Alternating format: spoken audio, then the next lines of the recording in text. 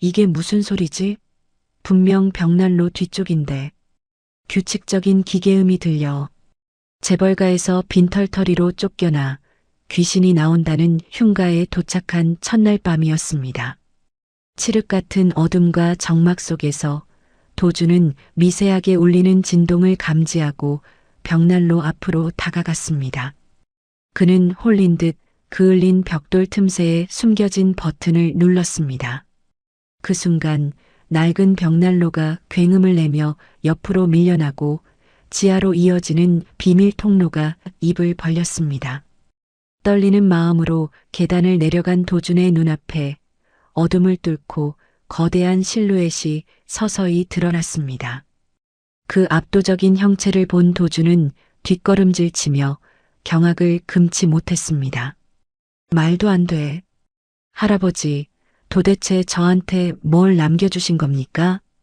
모두가 그를 버렸다고 생각했던 그 순간 가장 낮은 곳에서 발견된 가장 위대한 유산. 사연 시작 전 구독 눌러주시고 어디서 듣고 계신지 댓글 남겨주시면 그곳에 행복과 행운이 가득하기를 바라겠습니다. 야, 이 멍청한 자식아. 이게 얼마짜리 차인 줄 알아? 태성그룹 본사 지하 5층 임원 전용 주차장의 정적을 깨고 날카로운 고함이 울려 퍼졌습니다. 매끄러운 대리석 바닥 위로 스마트키가 내동댕이 쳐지며 탁하고 둔탁한 소리를 냈습니다. 강민재 전무가 씩씩거리며 앞에 서 있는 수행비서의 정강이를 구둣발로 사정없이 걷어찼습니다. 비서가 외마디 비명을 지르며 바닥에 주저앉았습니다. 하지만 강민재는 분이 풀리지 않는지 붉어진 얼굴로 삿대질을 해댔습니다. 내가 오늘 중요한 약속 있다고 했어. 안 했어? 미리미리 점검하라고 했잖아. 시동이 왜 안 걸리냐고. 강민재가 비서의 어깨를 발로 밀며 소리쳤습니다. 바닥에 넘어진 비서는 안경이 벗겨진 채 허공을 더듬으며 벌벌 떨었습니다. 죄송합니다, 전무님. 분명 어제 센터에서 점검받았을 때는 아무 이상 없었습니다. 갑자기 왜 이러는지 모르겠습니다. 비서가 울먹이며 대답했습니다. 그때였습니다. 주차장 구석에 있는 기계실 철문이 조용히 열리며 한 남자가 걸어 나왔습니다. 기름때가 덕지덕지 묻은 낡은 회색 작업복을 입은 남자, 태성그룹의 막내 아들 강도준이었습니다. 강도준은 한 손에 목장갑을 든 채 무표정한 얼굴로 소란스러운 현장을 바라봤습니다. 강민재는 강도준을 발견하고는 인상을 팍 찌푸리며 비아냥거렸습니다. 아이고, 우리 집안의 망신덩어리께서 나오셨네. 쥐새끼처럼 거기 숨어서 뭐하고 있었냐? 강민재가 강도준을 위아래로 훑어보며 코웃음을 쳤습니다. 강도준은 형의 모욕적인 언사에도 눈 하나 깜짝하지 않았습니다. 그는 그저 바닥에 쓰러져 있는 비서에게 시선을 한번 주더니 말없이 강민재의 스포츠카 쪽으로 다가갔습니다. 야, 어딜 감히 만져? 내 그 더러운 손 떼면 흠집나. 강민재가 기겁하며 소리쳤습니다. 하지만 강도준은 들은 채도 하지 않고 운전석 문을 열어 계기판을 확인한 뒤 곧바로 보닛을 열었습니다. 수억 원을 호가한다는 한정판 스포츠카의 엔진룸이 드러났습니다. 강도준은 고개를 숙이고 엔진룸 깊숙한 곳을 응시했습니다. 마치 의사가 환자의 심장 소리를 듣듯 그는 미세하게 들리는 퓨즈 박스의 전류 흐름 소리에 귀를 기울였습니다. 이게 진짜 돌았나? 당장 안 비켜? 강민재가 달려와 강도준의 뒷덜미를 잡으려 했습니다. 그 순간 강도준의 손이 번개처럼 움직였습니다. 그는 공구 하나 없이 맨손으로 복잡하게 얽힌 배선 뭉치 사이를 파고들었습니다. 서비스 센터의 전문 정비사들도 원인을 찾으려면 꼬박 사흘은 걸린다고 했던 난해한 배선 구조였습니다. 하지만 강도준의 손끝은 망설임이 없었습니다. 그는 엔진룸 깊숙한 곳에 숨어있던 헐거워진 릴레이 단자를 찾아내어 손가락 끝의 감각만으로 탁 하고 제자리에 끼워 넣었습니다. 그리고 미세하게 피복이 벗겨져 합선을 일으키던 전선을 찾아내 절연 테이프 대신 주변의 고무 패킹을 이용해 임시로 격리했습니다. 이 모든 과정이 불과 1분도 채 걸리지 않았습니다. 강도준은 보닛을 쾅 닫고는 무심하게 운전석 창문을 통해 시동 버튼을 눌렀습니다. 부르릉 마이너스 쾅. 죽어있던 맹수가 깨어나는 듯한 웅장한 배기음이 주차장을 가득 채웠습니다. 강민재는 입을 딱 벌린 채 자신의 차와 강도준을 번갈아 쳐다봤습니다. 방금 전까지 먹통이었던 차가 거짓말처럼 부드러운 엔진 회전수를 유지하고 있었습니다. 비서 역시 믿을 수 없다는 표정으로 안경도 쓰지 못한 채 눈을 비볐습니다. 강도준은 손에 묻은 먼지를 툭툭 털어내며 강민재를 쳐다보지도 않고 돌아섰습니다. 강민재는 멍하니 있다가 이내 얼굴을 붉히며 지갑을 꺼냈습니다. 자존심이 상한 듯 그는 5만 원권 지폐 한 장을 구겨서 강도준의 등 뒤로 던졌습니다. 에이, 재수 없어. 기름 냄새 나니까 저리 꺼져. 옛다 수고비드다. 국밥이나 사 먹어라. 강민재가 차에 올라타며 툭 내뱉었습니다. 노란색 지폐가 힘없이 날아가 차가운 시멘트 바닥에 떨어졌습니다. 강도준은 걸음을 멈추고 잠시 그 지폐를 내려다보았습니다. 주차장에는 싸늘한 정적만이 감돌았습니다. 강민재는 비웃음을 흘리며 강도준이 돈을 줍기를 기다렸습니다. 하지만 강도준은 그 돈을 줍기는커녕 마치 길바닥에 쓰레기를 보듯 무심하게 발로 쓱 넘어서 지나갔습니다. 그리고는 여전히 바닥에 주저앉아 있는 비서에게 다가갔습니다. 강도준은 무릎을 굽히고 앉아 바닥에 떨어져 있던 비서의 안경을 집어들었습니다. 안경 아래 묻은 먼지를 자신의 작업복 소매로 정성스럽게 닦아낸 뒤 비서의 손에 쥐어주었습니다. 다친 데는 없으세요? 일어나실 수 있겠습니까? 강도준이 나지막한 목소리로 물으며 비서의 팔을 부축해 일으켜 세웠습니다. 비서는 얼떨결에 안경을 받아 쓰고는 강도준을 올려다보았습니다. 항상 집안에서 무시당하고 투명 인간 취급을 받던 막내 도련님의 눈빛은 그가 알던 것보다 훨씬 깊고 단단했습니다. 아, 감사합니다. 도련님. 비서가 고개를 숙이며 대답했습니다. 강민재는 그 꼴이 보기 싫다는 듯 경적을 크게 울렸습니다. 빵 마이너스. 야, 안 타고 뭐해? 당장 출발 안 해? 강민재가 창문을 내리고 고래고래 소리를 질렀습니다. 비서는 황급히 차로 달려가 조수석에 올라탔습니다. 강민재의 스포츠카가 굉음을 내며 주차장을 빠져나갔고 남겨진 강도준은 바닥에 뒹구는 5만 원권 지폐를 한 번 더 쳐다본 뒤 씁쓸한 미소를 지으며 다시 기계실로 발걸음을 옮겼습니다. 일주일 후 태성그룹 본사 대회의실은 무거운 침묵에 잠겨 있었습니다. 강 회장의 장례식이 끝난 직후 유가족들이 모두 모여 유 원장 공개를 기다리고 있었습니다. 상석에는 강민재와 그의 어머니 조 여사가 검은색 상복을 입고 꼿꼿하게 앉아 있었습니다. 그들의 표정에는 슬픔보다는 앞으로 손에 쥘 막대한 유산에 대한 기대감이 서려 있었습니다. 반면 회의실 가장 구석진 자리에는 강도준이 고개를 숙인 채 앉아 있었습니다. 그는 아버지를 잃은 슬픔에 잠겨 있는 듯 말이 없었습니다. 양복을 입고 서 있던 고문 변호사가 헛기침을 하며 서류 봉투를 열었습니다. 그럼 고 강 회장님의 유언장을 낭독하겠습니다. 변호사의 건조한 목소리가 회의실 안을 울렸습니다. 조 여사는 긴장한 듯 마른 침을 삼키며 변호사의 입을 주시했습니다. 먼저 태성전자와 태성건설의 경영권 및 지분 40%는 장남 강민재님께 상속합니다. 강민재가 주먹을 불끈 쥐며 입가에 번지는 미소를 참으려 애썼습니다. 또한 서울 한남동의 본가 저택과 제주도 리조트, 그리고 현금성 자산 500억 원은 배우자 조윤희 님께 상속합니다. 조 여사가 안도의 한숨을 내쉬며 고개를 끄덕였습니다. 회의실에 있던 다른 친척들도 웅성거리며 그들의 상속을 축하하는 눈치였습니다. 변호사는 잠시 안경을 고쳐 쓰고는 난처한 표정으로 강도준을 바라보았습니다. 그리고는 유 원장의 마지막 줄을 읽어 내려갔습니다. 마지막으로 강도준님께는 강원도 정선군에 위치한 별장 부지와 그 일대의 임야를 상속합니다.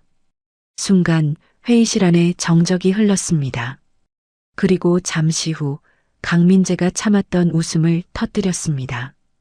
푸아하, 강원도 산골짜기 급해가. 강민재가 책상을 치며 박장대소했습니다. 조 여사 역시 부채로 입을 가리며 싸늘하게 비웃었습니다. 어머, 회장님도 참 짓궂으시지. 거기는 귀신 나온다고 소문난 흉가 아니니? 관리비만 축내는 애물단지를 주셨구나. 조 여사가 강도준을 쳐다보며 비아냥거렸습니다. 친척들도 킬킬거리며 강도준을 향해 수군거렸습니다. 강민재가 눈물을 닦으며 말을 이었습니다. 야, 도준아. 너 그거 받아서 뭐하냐? 거기 멧돼지랑 고라니밖에 안 산다며? 농사라도 지으려고? 주제 파악하라고 아버지가 마지막 가르침을 주셨네. 강민재가 강도준의 어깨를 툭툭 치며 조롱했습니다. 하지만 강도준은 화를 내지도 억울해하지도 않았습니다. 그는 자리에서 천천히 일어나 변호사에게 다가갔습니다. 그리고 담담한 목소리로 말했습니다. 감사히 받겠습니다. 강도준이 변호사가 건네는 상속 서류에 도장을 찍었습니다. 조 여사는 그런 강도준의 모습이 꼴사납다는 듯 혀를 찼습니다. 그래, 고맙게 받아야지. 내 어미가 살던 곳이니 가서 쥐새끼처럼 조용히 살아라. 내 눈에 띄지 말고. 당장 오늘 짐 싸서 나가는 거다. 알겠니? 조 여사가 싸늘하게 쏘아붙였습니다. 강도준은 조 여사를 똑바로 응시하며 고개를 숙여 인사했습니다. 그동안 신세 많이 졌습니다. 건강하십시오. 강도준의 목소리에는 원망도 미련도 없었습니다. 그는 뒤도 돌아보지 않고 회의실 문을 열고 나갔습니다. 뒤에서 강민재와 조 여사의 비웃음 소리가 들려왔지만 강도준의 발걸음은 멈추지 않았습니다. 그날 밤 강도준은 자신의 짐을 챙겨 본사 주차장으로 내려왔습니다. 그의 짐은 낡은 더플백 하나가 전부였습니다. 그는 주차장 구석에 세워져 있는 자신의 차, 15년 된 낡은 픽업 트럭에 짐을 던져 넣었습니다. 여기저기 찌그러지고 녹슨 트럭이었지만 강도준에게는 그 어떤 슈퍼카보다 소중한 친구였습니다. 강도준은 운전석에 앉아 시동을 걸었습니다. 달달달달 마이너스. 트럭은 거친 숨소리를 내며 힘겹게 시동이 걸렸습니다. 강도준은 핸들을 두드리며 작게 속삭였습니다. 가자. 이제 진짜 우리 집으로. 트럭이 천천히 주차장을 빠져나와 서울의 도심도로 위로 올라섰습니다.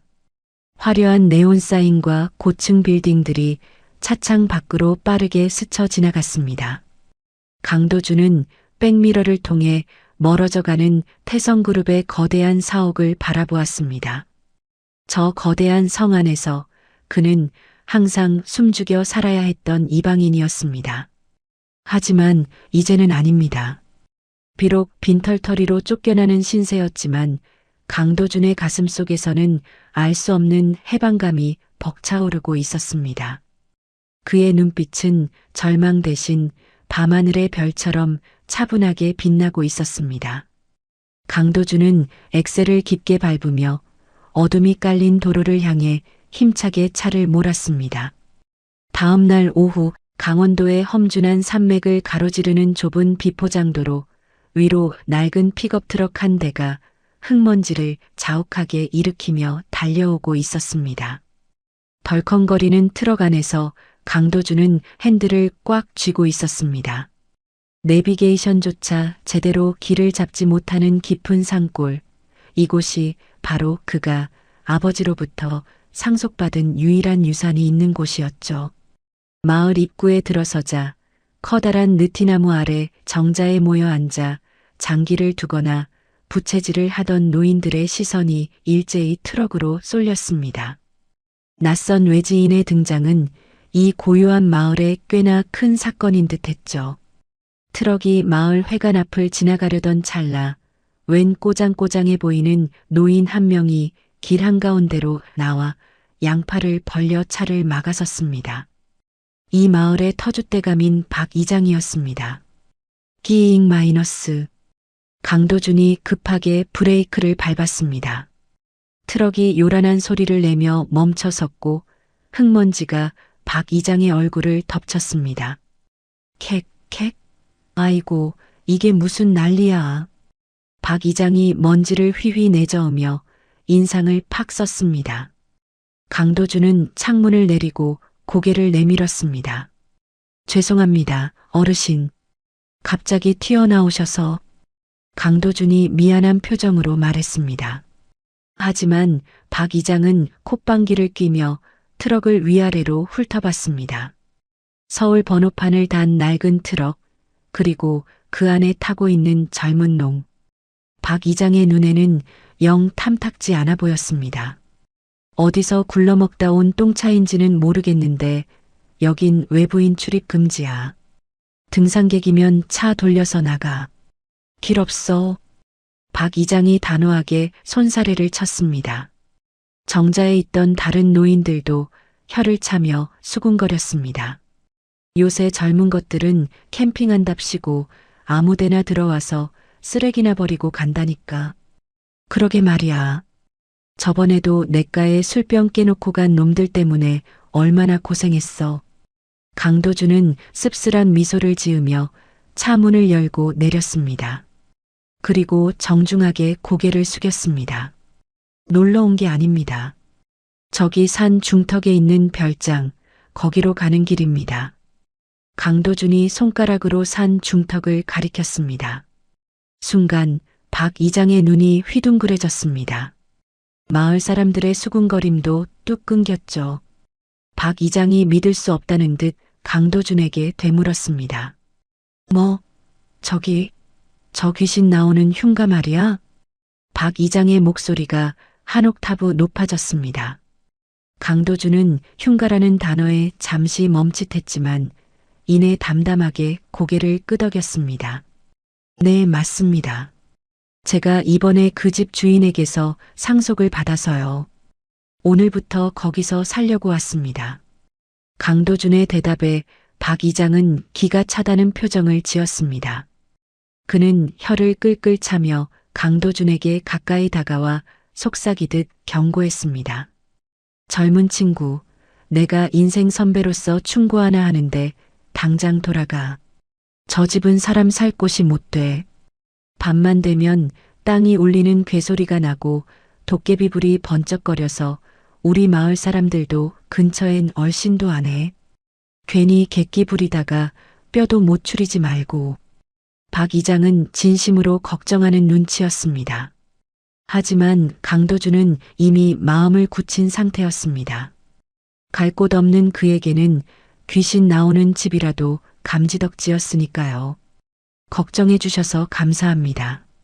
하지만 저도 갈 데가 없어서요. 잘 고쳐서 살아보겠습니다. 강도준이 씩씩하게 대답하고 다시 트럭에 올랐습니다. 박 이장은 고개를 절레절레 흔들며 길을 비켜주었습니다. 어휴, 고집은. 나중에 귀신 봤다고 울고불고 내려오지나 말어. 박 이장의 외침을 뒤로하고 강도준의 트럭은 다시 흙길을 따라 산을 오르기 시작했습니다. 덜컹거리는 차창 밖으로 마을이 멀어지고 숲이 우거진 좁은 길이 나타났습니다. 한참을 올라가니 드디어 잡초와 덩굴로 뒤덮여 형체를 알아보기 힘든 2층짜리 건물이 모습을 드러냈습니다. 조 여사의 말대로 그것은 별장이라기보다는 흉가에 가까웠습니다. 지붕의 기와는 깨져서 내려앉았고 창문은 성한 곳이 없었으며 벽면을 타고 오른 담쟁이 덩굴이 집 전체를 집어삼킬 듯 옥죄고 있었죠. 현관문에는 붉게 녹슨 자물쇠가 굳게 채워져 있었습니다. 아, 생각보다 더 심각하네. 강도준이 차에서 내려 건물을 올려다보며 한숨을 쉬었습니다. 하지만 그는 곧 트럭 공구함에서 쇠지렛 떼바루를 꺼내 들었습니다. 망설임 없이 현관문으로 다가간 그는 자물쇠 고리에 지렛대를 끼우고 힘을 주었습니다. 끼잉 마이너스 텅. 오래된 자물쇠는 비명을 지르며 바닥으로 떨어져 나갔습니다. 강도준이 무거운 나무 문을 밀자 수년 묵은 먼지가 폭포수처럼 쏟아져 내렸습니다. 콜록 콜록. 도준은 손으로 입을 가리며 안으로 들어섰습니다. 내부는 외부보다 더 처참했습니다. 습기를 머금은 마룻바닥은 썩어서 군데군데 구멍이 뚫려 있었고 천장에는 거미줄이 커튼처럼 드리워져 있었죠. 쥐들이 후다닥 도망가는 소리가 곳곳에서 들렸습니다. 강도준은 조심스럽게 발을 디디며 바닥 상태를 확인했습니다. 다행히 대들보나 기둥은 튼튼해 보였습니다. 그는 거실 한가운데 비교적 멀쩡해 보이는 공간을 골라 빗자루로 대충 쓸어내고 짐을 풀었습니다. 어느새 산골의 해는 빠르게 저물어 사방이 칠흑 같은 어둠에 잠겼습니다. 전기가 들어올리 만무한 폐가에서 강도준은 캠핑용 LED 랜턴 하나를 켰습니다. 희미한 불빛이 흉물스러운 집안을 비추자 그림자들이 춤을 추듯 일렁거렸습니다. 도준은 버너로 물을 끓여 즉석밥과 컵라면으로 끼니를 때웠습니다. 재벌가 막내 아들로서 사내 진미만 먹고 살았을 것 같지만 사실 그는 본가에서도 눈칫밥을 먹느라 주방 아줌마들이 몰래 챙겨주는 찬밥으로 배를 채우기 일쑤였습니다. 그래서인지 이런 초라한 식탁이 오히려 마음 편하게 느껴졌습니다. 잘 먹겠습니다. 아무도 없는 허공에 인사를 하고 도준은 후루룩 라면을 먹었습니다. 창밖에서는 부엉이 우는 소리와 바람에 나뭇가지가 부대끼는 소리가 들려왔습니다.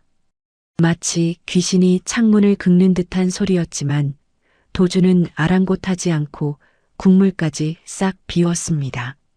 식사를 마친 도준은 침낭을 펴고 누웠습니다. 피곤이 몰려왔지만 낯선 잠자리 탓인지 쉽게 잠이 오지 않았습니다. 시간이 얼마나 흘렀을까요? 새벽 2시 산속의 고요함이 극에 달했을 때였습니다. 쪽잠에 들었던 강도준의 눈이 번쩍 뜨였습니다. 그의 귀가 미세하게 떨렸습니다. 일반 사람이라면 절대 듣지 못했을 아주 낮고 은밀한 소리였습니다. 웅, 웅, 웅. 마치 심장 박동처럼 규칙적인 하지만 아주 미세한 저주파 기계음이 바닥 깊은 곳에서 울려 퍼지고 있었습니다. 예민한 청각을 가진 도준에게는 그 소리가 천둥 소리만큼이나 명확하게 들렸습니다. 그는 침낭에서 빠져나와 바닥에 귀를 댔습니다. 박 이장이 말했던 땅이 울리는 괴소리가 바로 이것이었을까요? 도준은 배낭에서 플라스틱 컵 하나를 꺼냈습니다. 그는 컵을 뒤집어 바닥에 대고 컵 바닥에 귀를 밀착시켰습니다. 마치 의사가 청진기로 진찰을 하듯 그는 바닥을 조금씩 이동하며 소리의 진원지를 추적하기 시작했습니다. 여기야. 도준의 움직임이 거실 한쪽 벽면을 차지하고 있는 거대한 벽돌 벽난로 앞에서 멈췄습니다. 소리는 벽난로 뒤쪽 지하 깊은 곳에서 올라오고 있었습니다. 겉보기엔 그저 낡고 그을린 평범한 벽난로였지만 도준의 공학적 직감은 이곳에 무언가 숨겨져 있다고 외치고 있었습니다. 그는 공구함에서 망치를 꺼내 들었습니다. 그리고 벽난로 주변의 타일들을 하나씩 톡, 톡 두드려 보았습니다. 틱, 틱, 틱. 둔탁한 시멘트 소리만 계속되었습니다. 하지만 도주는 포기하지 않고 벽난로 안쪽 장작을 놓는 바닥면까지 꼼꼼하게 두드렸습니다. 그러다 가장 안쪽 구석에 박힌 검은색 벽돌을 두드렸을 때였습니다. 탱! 아주 맑고 경쾌한 금속음이 울렸습니다. 도준의 눈이 날카롭게 빛났습니다. 그는 장갑을 낀 손으로 그 벽돌 주변의 두꺼운 그을음을 벅벅 문질러 닦아냈습니다. 검은 재가 벗겨지자 그 아래에서 최첨단 터치형 숫자 패드가 푸른빛을 내며 모습을 드러냈습니다. 이 썩어가는 폐가와는 전혀 어울리지 않는 하이테크 장치였습니다. 할아버지, 도주는 잠시 숨을 골랐습니다. 어린 시절 할아버지가 그를 무릎에 앉히고 낡은 시계를 고치며 해주셨던 말씀이 떠올랐습니다. 도준아, 언젠가 세상이 널 버렸다고 생각될 때 잊지 마라. 10월 25일, 네가 처음으로 내 고장난 시계를 고쳐준 날이다. 그날이 너의 진짜 생일이란다. 도준은 떨리는 손가락으로 천천히 숫자를 눌렀습니다. 1025 삐리링 마이너스. 경쾌한 전자음과 함께 숫자 패드의 빛이 녹색으로 바뀌었습니다. 철컥. 육중한 잠금 해제 소리가 텅 빈 집안에 울려 퍼졌습니다. 그 순간 믿을 수 없는 광경이 펼쳐졌습니다. 집 한 채 무게는 될 법한 거대한 벽난로 전체가 낮은 구동음을 내며 옆으로 미끄러지기 시작했습니다. 마치 거대한 슬라이딩 도어처럼 벽난로는 부드럽게 벽 속으로 사라졌습니다. 벽난로가 있던 자리에는 칠흑 같은 어둠 속으로 이어지는 나선형 철제 계단이 입을 벌리고 있었습니다. 그 아래에서 곰팡이 냄새가 아닌 기분 좋은 기계유 냄새와 정화된 서늘한 공기가 훅 끼쳐 올라왔습니다. 도주는 랜턴을 들고 조심스럽게 계단으로 발을 내디뎠습니다. 그가 계단을 하나씩 밟을 때마다 동작 감지 센서가 그를 인식하고 벽면의 LED 조명들을 순차적으로 밝혔습니다. 탁, 탁, 탁, 탁. 어둠이 걷히며 드러난 지하 공간은 지상의 폐가와는 완전히 딴 세상이었습니다. 먼지 하나 없이 반짝이는 에폭시 바닥, 벽면을 가득 채운 최신식 공구와 모니터들, 그리고 완벽하게 통제된 항온항섭 시스템. 그것은 약 50평 규모의 비밀 연구소였습니다. 그리고 그 공간의 정중앙 가장 밝은 조명을 받고 있는 곳에 거대한 실루엣이 우뚝 서 있었습니다. 도주는 홀린 듯 그 앞으로 다가갔습니다. 검은색 방수포에 덮여 있었지만 그 웅장한 크기와 압도적인 위용은 숨길 수 없었습니다. 도준이 떨리는 손으로 방수포 자락을 잡았습니다. 할아버지가 그에게 남긴 진짜 유산이 이제 막 세상의 빛을 보려 하고 있었습니다. 차르르릉 마이너스. 도준의 손에 이끌려 검은 방수포가 바닥으로 미끄러져 내렸습니다. 그 안에 감춰져 있던 강철의 거인이 마침내 모습을 드러내는 순간이었습니다. 도준은 저도 모르게 마른 침을 꿀꺽 삼켰습니다. 그의 눈앞에 서 있는 것은 단순한 자동차가 아니었습니다. 그것은 도로 위의 탱크 혹은 지상의 전투기라고 불러야 마땅할 압도적인 존재감을 뿜어내고 있었습니다. 세상에, 이걸 정말 할아버지가 만드셨다고? 도준이 홀린 듯 중얼거리며 차체로 다가갔습니다. 무광 검정색으로 도장된 차체는 벙커의 조명을 받아 묵직하게 빛나고 있었습니다. 군용 험비험비를 베이스로 한 듯 했지만 훨씬 더 거대하고 미래지향적인 디자인이었습니다. 성인 남성의 허리 높이까지 오는 거대한 오프로드 타이어, 바위도 부술 듯 단단해 보이는 강화 범퍼, 그리고 차체 상단에 장착된 고성능 윈치와 서치라이트까지. 그 이름은 타이탄. 그릴 중앙에 박힌 은색 엠블럼이 이 괴물의 이름을 증명하고 있었습니다. 도주는 떨리는 손으로 차가운 차체를 어루만졌습니다. 차가움 속에서도 기계가 품고 있는 뜨거운 잠재력이 손끝으로 전해지는 듯 했습니다. 그때 차량 옆에 마련된 워크스테이션 책상 위에 놓인 물건들이 도준의 시선을 끌었습니다. 먼지 하나 쌓이지 않은 책상 위에는 낡은 가죽 양장 노트 한 권과 대회 비칸 퍼덴셜 도장이 찍힌 두꺼운 황색 서류 봉투가 놓여 있었습니다. 도준은 조심스럽게 서류 봉투를 집어들었습니다. 봉투의 입구를 열자 빡빡하게 인쇄된 A4 용지 뭉치가 쏟아져 나왔습니다. 도준은 떨어진 서류 중 하나를 집어들고 내용을 읽어내려갔습니다. 2023년 태성건설 자재 납품 비리건, 페이퍼 컴퍼니 TS홀딩스를 통한 자금 세탁 정황. 도준의 눈동자가 흔들렸습니다. 그것은 단순한 회계장부가 아니었습니다. 계모인 조 여사가 미술품 경매를 빙자해 회사 자금을 빼돌린 내역, 이복형 강민재가 유령회사를 세워 하청업체들의 고열을 짜낸 증거들이 날짜와 금액까지 상세하게 기록된 내부감사 보고서였습니다. 태성그룹의 치부가 적나라하게 담겨 있는 말 그대로 핵폭탄급 기밀 문서였습니다. 이걸 다 알고 계셨던 거야. 도준은 망연자실한 표정으로 서류들을 책상 위에 내려놓았습니다. 그리고 그 옆에 놓인 가죽 노트를 펼쳤습니다. 첫 장에는 할아버지의 힘있는 필체로 쓰인 글귀가 적혀 있었습니다. 도준은 그 글귀를 소리내어 천천히 읽었습니다. 내 가족이 괴물이 되어가는 것을 막지 못했다. 도준의 목소리가 텅 빈 지하 벙커에 메아리 쳤습니다. 돈이 그들의 눈을 가리고 탐욕이 그들의 귀를 막아버렸다. 내가 평생을 바쳐 일군 태성그룹은 이제 사람을 살리는 기업이 아니라 사람을 잡아먹는 괴물이 되어가고 있다. 나는 이 죄를 씻고 싶다. 도준은 다음 장을 넘겼습니다. 그곳에는 타이탄의 초기 스케치와 함께 할아버지의 마지막 당부가 적혀 있었습니다. 도준아, 이 벙커를 찾은 사람이 너라면 내 마지막 희망은 틀리지 않았을 것이다. 이 증거들은 썩어버린 환부를 도려낼 칼이다.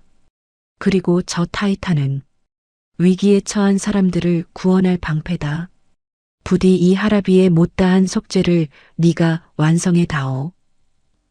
노트를 덮는 도준의 눈가에 물기가 맺혔습니다. 할아버지는 가족들에게 외면당하고 구석으로 밀려난 도준을 잊지 않았던 것입니다. 아니, 오히려 가장 깨끗하고 올바른 도준에게 자신의 진정한 유산과 사명을 남겨둔 것이었습니다. 형들이 받은 것은 썩은 돈다발이었지만 도준이 받은 것은 세상을 바꿀 힘과 정의였습니다. 도준은 소매로 눈물을 벅벅 닦아냈습니다. 그리고 고개를 들어 타이탄을 바라보았습니다. 조금 전까지 낯선 괴물처럼 보였던 차량이 이제는 할아버지의 품처럼 든든하게 느껴졌습니다. 알겠습니다, 할아버지. 제가 할게요. 제대로 보여드릴게요.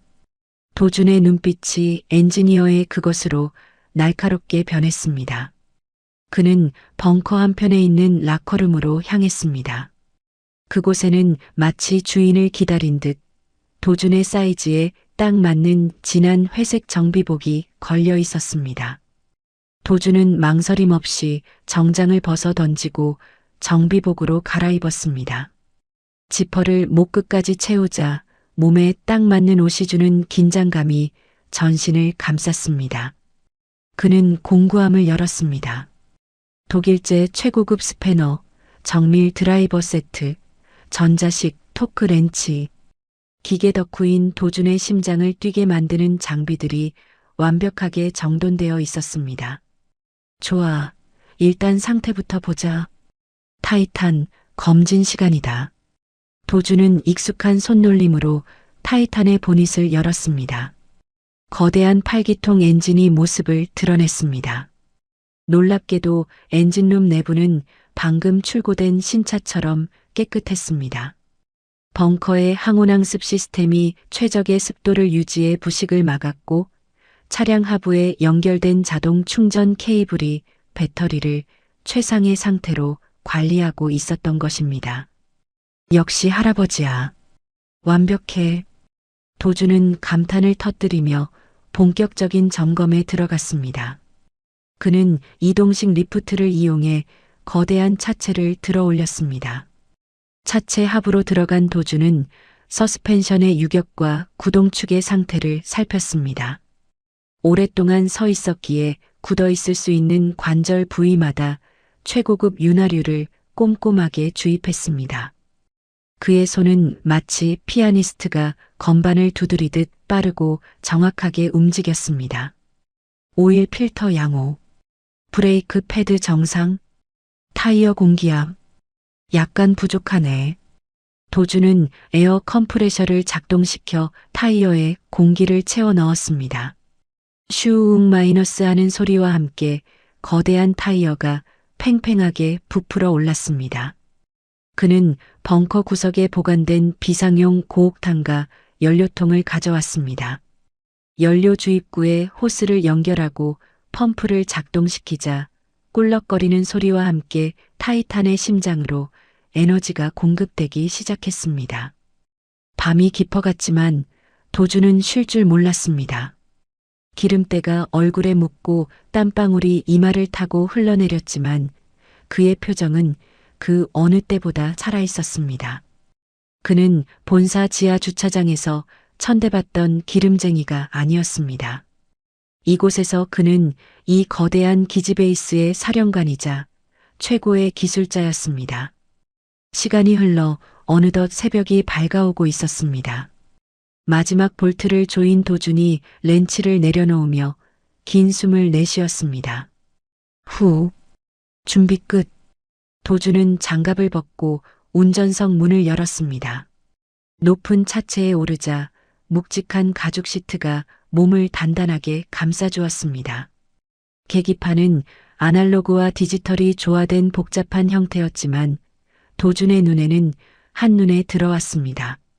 그는 심호흡을 한 번 하고 붉은색 START 버튼에 손가락을 올렸습니다. 깨어나라 타이탄. 꾸. 키잉 마이너스 쾅. 마치 잠자던 용이 눈을 뜨듯 8기통 엔진이 엄청난 폭발음을 토해냈습니다. 두두두두두. 지하 벙커의 바닥이 진동하고 공기가 울렸습니다. 그 진동은 핸들을 잡은 도준의 양팔을 타고 심장까지 전해졌습니다. 가슴 벅찬 전율에 도준의 입가에 미소가 번졌습니다. 계기판의 바늘들이 춤을 추듯 끝까지 올라갔다 제자리로 돌아오고 센터페시아의 모니터들이 일제히 켜지며 시스템 점검 완료 메시지를 띄웠습니다. SYSTEMALL GREN READYTO DRIVE. 그때였습니다. 도준이 켜놓았던 벙커의 메인 컴퓨터 화면에서 날카로운 경고음이 울리기 시작했습니다. B-, B-, B-. 도준의 시선이 즉시 메인 모니터로 향했습니다. 화면 가득 붉은색 경고창이 전멸하고 있었습니다. 기상특보 강원도 전역 호우경보 발효. 현재 시간당 강수량 110. 산사태 위험 수준 심각. 뭐야? 날씨가 왜 이래? 도준이 키보드를 두드려 위성 데이터를 확인했습니다. 강력한 비구름대가 붉은색으로 표시되어 강원도 산간 지역을 뒤덮고 있었습니다. 단순한 비가 아니었습니다. 기록적인 폭우였습니다. 도준은 화면을 전환해 벙커와 연결된 외부 CCTV 채널들을 띄웠습니다. 총 9개의 분할 화면 중 마을 입구를 비추는 4번 카메라 화면이 도준의 눈을 사로잡았습니다. 저건 화면 속의 상황은 아비규환이었습니다. 흙탕물이 된 계곡물이 무섭게 불어나 마을과 외부를 잇는 유일한 통로인 낡은 시멘트 다리를 위협하고 있었습니다. 거센 물살이 교각을 때릴 때마다 다리가 위태롭게 흔들렸습니다. 강물이 이미 다리 상판까지 넘실대고 있었고 빗줄기는 화면을 가릴 듯 쏟아지고 있었습니다. 그때 다리 건너편에 멈춰 선 구급차의 경광등 불빛이 보였습니다. 하지만 불어난 물 때문에 구급차는 진입하지 못하고 멈춰 서 있었고 다리 건너편 마을 쪽에서는 우비를 입은 사람이 누군가를 업고 발을 동동 구르는 모습이 희미하게 잡혔습니다. 박 이장님? 도주는 직감적으로 상황을 파악했습니다. 응급환자가 발생했지만 구급차가 들어오지 못해 고립된 상황. 시간이 지체되면 다리가 무너지거나 환자의 생명이 위험할 수도 있었습니다. 119 헬기도 이 폭우 속에서는 뜰 수 없을 게 뻔했습니다. 지금 갈 수 있는 건 나뿐이야. 도주는 결의에 찬 눈빛으로 타이탄의 기어를 움켜쥐었습니다. 그는 조수석에 놓여있던 검은색 전술 헬멧을 집어들었습니다. 헬멧을 쓰자 바이저의 헤드업 디스플레이 HUD가 켜지며 차량의 상태 정보가 눈앞에 펼쳐졌습니다. 도주는 안전벨트를 철컥 소리 나게 채우며 백미러 속에 비친 자신의 눈을 응시했습니다. 그 눈빛은 더 이상 도망자나 패배자의 것이 아니었습니다. 자신의 운명을 스스로 개척하려는 그리고 누군가를 지키려는 영웅의 눈빛이었습니다. 임무 개시. 도준의 짧고 단호한 목소리와 함께 타이탄의 헤드라이트가 어둠을 찢을 듯 강렬하게 점등되었습니다. 우르릉 마이너스 쾅. 하늘이 찢어질 듯한 천둥 소리와 함께 억수 같은 비가 산골 마을을 집어삼킬 듯 퍼붓고 있었습니다. 마을 앞을 흐르던 좁은 개울은 어느새 시커먼 흙탕물이 되어 맹렬하게 소용돌이치고 있었죠. 그때 마을과 외부를 연결하는 유일한 통로인 낡은 시멘트 다리가 비명을 질렀습니다. 크앙! 거센 물살을 견디지 못한 교각이 힘없이 꺾이더니 다리 상판이 과자 부스러기처럼 부서져 급류에 휩쓸려 떠내려갔습니다. 마을 회관 처마 밑에서 이 광경을 지켜보던 노인들의 입에서 탄식이 터져 나왔습니다. 아이고, 다리가 끊어졌어. 이제 우린 꼼짝없이 갇힌겨. 절망적인 상황 속에서 박 이장은 핏기가 싹 가신 얼굴로 휴대전화를 붙들고 소리치고 있었습니다. 그의 품에는 5살배기 손녀 지민이가 불덩이 같은 몸으로 축 늘어져 있었습니다. 아이는 고열로 인해 눈이 뒤집히며 간헐적으로 경기를 일으키고 있었습니다. 뭐라고요? 헬기가 못 뜬다니 그게 무슨 소리여. 애가 죽어간다고. 숨이 넘어가는데 날씨 타령만 할 거요? 박 이장이 빗물과 눈물로 범벅이 된 얼굴로 악을 썼습니다. 하지만 수학이 넘어 119 상황실의 답변은 단호했습니다. 죄송합니다, 신고자님. 지금 강원도 전역에 호우경보와 강풍주의보가 발효되어 헬기 이륙이 불가능합니다. 육상 구조대가 가고 있으니 육상이고 나발이고 다리가 끊어졌다고 구급차가 와도 못 들어온단 말이야. 박 이장은 절망감에 전화기를 바닥에 떨어뜨렸습니다. 그때 끊어진 다리 건너편 도로에 구급차의 붉은 경광등 불빛이 보였습니다. 하지만 구급대원들도 거세게 흐르는 강물과 끊어진 다리 앞에서 어찌할 바를 모르고 발만 동동 구르고 있었죠. 불과 50m 거리였지만 그 사이를 가로막은 흙탕물은 저승강이나 다름없었습니다. 지민아, 정신 차려라, 제발. 하레비 두고 가면 안 돼. 박 이장은 손녀를 품에 꽉 껴안고 오열했습니다. 마을 사람들도 발을 구르며 울부짖었지만 자연의 거대한 분노 앞에서는 속수무책이었습니다. 빗줄기는 야속하게도 점점 더 굵어지고 아이의 숨소리는 점점 더 희미해져 갔습니다. 그때였습니다. 부웅 마이너스. 천둥 소리보다 더 낮고 묵직한 기계음이 빗소리를 뚫고 들려오기 시작했습니다. 마을 사람들은 울음을 멈추고 소리가 나는 쪽을 쳐다보았습니다. 소리는 산 중턱, 귀신이 나온다는 그 흉가 쪽에서 들려오고 있었습니다. 박 이장이 고개를 들었을 때 산빛 아래 위태롭게 서 있던 낡은 헛간의 나무 문이 폭발하듯 산산조각 났습니다. 쿡콱콱쾅. 나무 파편이 사방으로 튀는 가운데 칠흑 같은 어둠 속에서 두 개의 강렬한 빛기둥이 쏘아져 나왔습니다. 그리고 그 빛과 함께 집채만 한 검은 물체가 진흙탕이 된 산비탈을 미끄러져 내려오기 시작했습니다. 무광 검정색 차체, 거대한 바퀴, 지붕 위에 달린 서치라이트. 그것은 자동차라기보다는 지옥에서 올라온 전차 같았습니다. 강도준이 모는 타이탄이었습니다. 으악, 저게 뭐여? 산사태가 났나 봐. 괴물이다. 도망쳐. 공포에 질린 마을 사람들이 뒷걸음질 쳤습니다. 타이탄은 비탈길의 나무와 바위를 짓뭉개며 무서운 속도로 마을 회관 앞마당으로 돌진해 들어왔습니다. 기익 하는 굉음과 함께 거대한 타이어가 진흙을 사방으로 튀기며 멈춰 섰습니다. 사람들이 혼비백산하여 흩어지려는 찰나 차량 상단에 장착된 확성기에서 쩌렁쩌렁한 목소리가 울려 퍼졌습니다. 이장님, 환자 데려오세요. 지금 당장. 젊고 단호한 목소리였습니다. 박 이장은 멍하니 서 있다가 그 목소리의 주인공이 누군지 생각할 겨를도 없이 본능적으로 아이를 안고 뛰었습니다. 그가 차 앞으로 다가가자 높디 높은 조수석 문이 철컥하고 열렸습니다. 운전석에는 헬멧을 쓰고 얼굴을 가린 남자가 앉아 있었습니다. 타세요. 꽉 잡으셔야 합니다. 박 이장은 엉겁결에 조수석에 올라탔습니다. 문이 닫히자마자 외부의 소음이 차단되고 따뜻한 히터 바람이 젖은 몸을 감쌌습니다.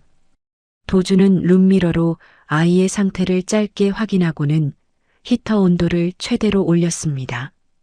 그리고 기어 레버를 거칠게 조작하며 핸들을 꺾었습니다. 가려고? 다리가 끊어졌는데 어디로 가려고? 박 이장이 사색이 되어 소리쳤습니다. 하지만 도주는 대답 대신 엑셀을 밟았습니다. 타이탄의 머리가 향한 곳은 끊어진 다리가 아닌 시커먼 물이 넘실대는 계곡 그 자체였습니다. 안 돼. 미쳤어. 죽으려고 작정했어. 박 이장의 비명과 함께 타이탄이 허공으로 솟구쳤다가 물속으로 처박혔습니다. 첨벙 마이너스. 거대한 물기둥이 솟구치고 누런 흙탕물이 앞유리를 완전히 뒤덮었습니다. 차체가 물의 저항으로 심하게 요동쳤습니다. 순식간에 물이 보닛을 넘어 차 지붕 높이까지 차올랐습니다. 보통 차라면 엔진에 물이 들어가 시동이 꺼지고 떠내려갔을 상황이었습니다. 하지만 타이탄은 달랐습니다. 조수석 창문 옆으로 길게 뻗어나온 스노크룹 기구의 수면 위에서 공기를 빨아들이며 엔진을 계속 돌리고 있었습니다. 꾸르륵, 쿠앙. 물속에서도 팔기통 엔진은 죽지 않고 맹수처럼 으르렁거렸습니다. 하지만 자연의 힘은 무서웠습니다. 강의 중심부로 들어갈수록 유속이 빨라져 3톤이 넘는 타이탄의 차체조차 종이배처럼 옆으로 밀리기 시작했습니다. 타이어가 강바닥의 돌에 미끄러지며 헛돌기 시작했습니다. 으악, 떠내려간다. 우린 죽었어. 박 이장이 아이를 끌어안고 눈을 질끈 감았습니다. 차체가 기우뚱하며 전복될 위기의 순간 도준의 눈빛이 매섭게 빛났습니다. 그는 당황하지 않고 센터페시아에 있는 붉은색 토글 스위치를 젖혔습니다. 디퍼렌셜 락크, 차동기어 잠금 장치 온. 도준이 나직하게 중얼거리며 엑셀을 끝까지 밟았습니다. 그러자 헛돌던 바퀴들이 기계적으로 맞물리며 동시에 강력한 토크를 뿜어냈습니다. 특수 제작된 오프로드 타이어의 깊은 홈이 강바닥의 자갈과 진흙을 억세게 움켜쥐었습니다. 드드드득, 쿠앙. 밀려가던 차체가 거짓말처럼 자세를 바로잡고 거센 물살을 거슬러 앞으로 나아가기 시작했습니다. 타이탄은 마치 물 만난 물고기가 아니라 물을 찢어발기는 상어처럼 강을 가로질렀습니다. 잠시 후 쿵 하는 충격과 함께 앞바퀴가 반대편 둔치에 흙을 파고들었습니다. 타이탄이 굉음을 내며 물 밖으로 튀어올라 도로 위에 안착했습니다. 대기하고 있던 구급대원들은 강물 속에서 튀어나온 괴물 트럭을 보고 입을 다물지 못했습니다. 도준은 구급차 바로 옆에 차를 세우고 조수석 문을 열었습니다. 빨리 옮기세요. 도준의 외침에 정신을 차린 구급대원들이 들것을 들고 달려들었습니다. 박 이장은 후들거리는 다리로 차에서 내려 손녀를 구급대원들에게 넘겼습니다. 아이는 산소호흡기를 쓰고 즉시 응급처치를 받기 시작했습니다. 구급대원이 호흡 돌아왔습니다. 서두르면 살 수 있습니다. 라고 외쳤습니다. 그제야 박 이장은 다리가 풀려 바닥에 주저앉았습니다. 안도의 눈물이 비오듯 쏟아졌습니다. 그는 젖은 몸을 일으켜 자신들을 구해준 트럭 쪽으로 비틀거리며 걸어갔습니다. 운전석 창문이 직마이너스하고 내려갔습니다. 헬멧을 쓴 도준이 박 이장을 내려다보고 있었습니다. 고맙습니다. 정말 고맙습니다. 당신 아니었으면 우리 지민이. 박 이장이 연신 허리를 굽혔습니다. 도준은 아무 말 없이 헬멧의 바이저를 올렸습니다. 구급차의 경광등 불빛에 비친 도준의 얼굴을 본 박 이장의 눈이 휘둥그레졌습니다. 기름때가 묻어있지만 분명 어제 낮에 마을 입구에서 자신이 쫓아내려 했던 그 흉가 청년이었습니다. 아니, 자네는? 박 이장이 말을 잇지 못하고 입을 뻐끔거렸습니다. 귀신 나오는 집에 들어갔다던 서울 깍쟁이처럼 보이던 그 청년이 이 괴물 같은 차를 몰고 나타나 생명을 구한 것입니다. 도준은 놀란 박 이장을 향해 짧게 목례를 했습니다. 아이가 무사해서 다행입니다. 빨리 병원부터 가세요. 도준은 박 이장의 대답을 듣기도 전에 창문을 올렸습니다. 그리고는 망설임 없이 기어를 후진으로 넣었다가 다시 강 쪽으로 차머리를 돌렸습니다. 아직 마을에는 고립된 사람들이 남아 있었고 그는 돌아가야 했습니다. 부앙! 타이탄이 다시 한번 시커먼 강물 속으로 거침없이 뛰어들었습니다. 구급차에 실려가던 박 이장과 건너편 마을에서 이 광경을 지켜보던 사람들은 넋을 잃고 그 뒷모습을 바라보았습니다. 폭우 속을 뚫고 강을 건너가는 검은 트럭의 후미등은 절망에 빠진 마을 사람들에게 유일한 희망의 등불처럼 붉게 타오르고 있었습니다. 사나흘 동안 하늘에 구멍이라도 뚫린 듯 퍼붓던 비가 거짓말처럼 그치고 강원도 산골 마을에 쨍한 햇살이 내리쬐었습니다. 물난리가 휩쓸고 간 마을은 그야말로 쑥대밭이었습니다. 논밭은 흙탕물에 잠겨 형체를 알아볼 수 없었고 축사는 무너져 내렸으며 마을 안길에는 상류에서 떠내려온 쓰레기와 부러진 나무들이 어지럽게 널려 있었습니다. 마을 회관 앞마당에 모인 노인들은 망연자실한 표정으로 한숨만 푹푹 내쉬고 있었습니다. 에휴, 이걸 언제 다 치운대. 올해 농사는 다 망쳤어. 트랙터고 경운기고 물에 싹 잠겨서 시동도 안 걸리는데 수리비가 더 나오겠네. 그때 마을 입구에서 익숙한 트럭 소리가 들려왔습니다. 달달달달 마이너스. 15년 된 낡은 픽업 트럭이 흙먼지를 일으키며 마을 회관으로 들어왔습니다. 강도준이었습니다. 그는 작업복 차림에 공구 벨트를 차고 트럭 적재함에서 묵직한 공구함을 꺼내 들었습니다. 그 모습을 본 박 이장이 버선발로 뛰어나왔습니다. 아이고, 도준 총각. 박 이장은 도준의 두 손을 덥석 잡았습니다. 그의 눈가는 금세 붉게 물들었습니다. 자네가 우리 지민이 살렸어. 정말 고맙네. 내가 자네를 몰라보고 쫓아내려고 했는데 이 늙은이가 죄인이여. 박 이장이 울먹이며 고개를 숙였습니다. 주변에 있던 노인들도 도준을 보며 합장하듯 손을 모았습니다.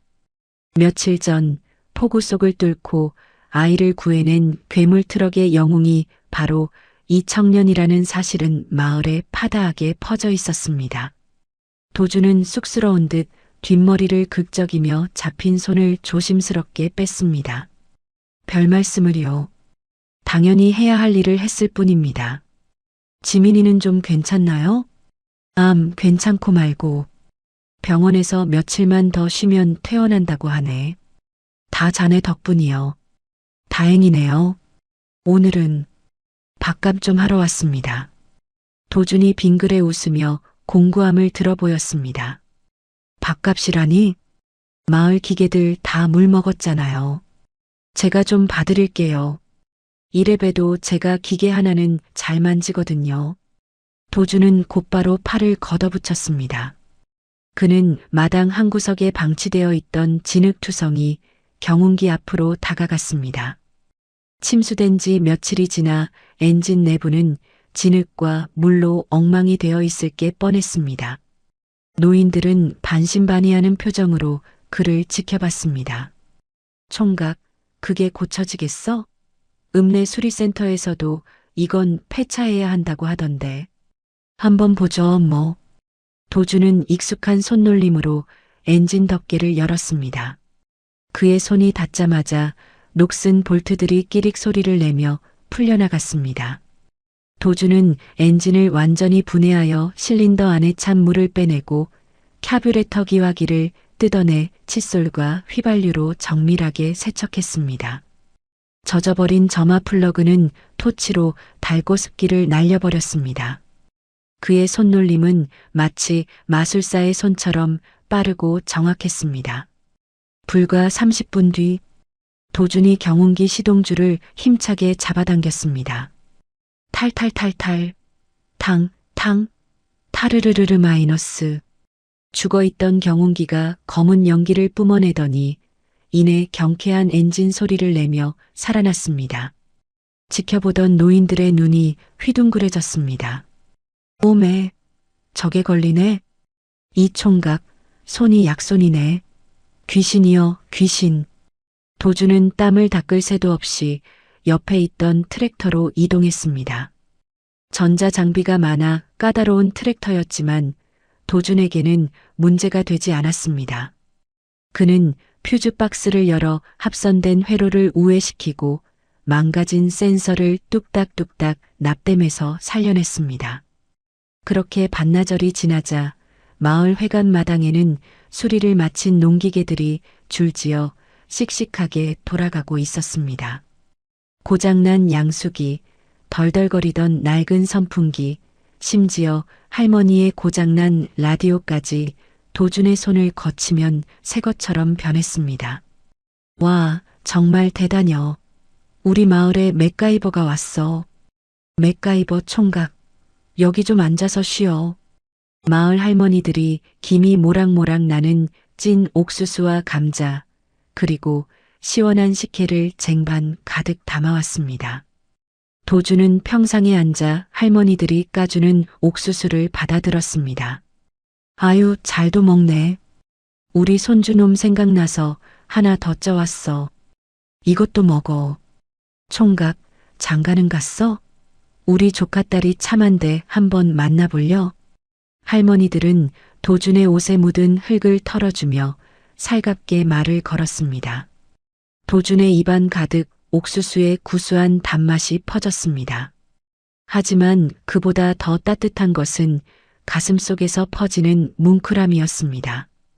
태성그룹의 대저택에서는 한 번도 느껴보지 못한 감정이었습니다.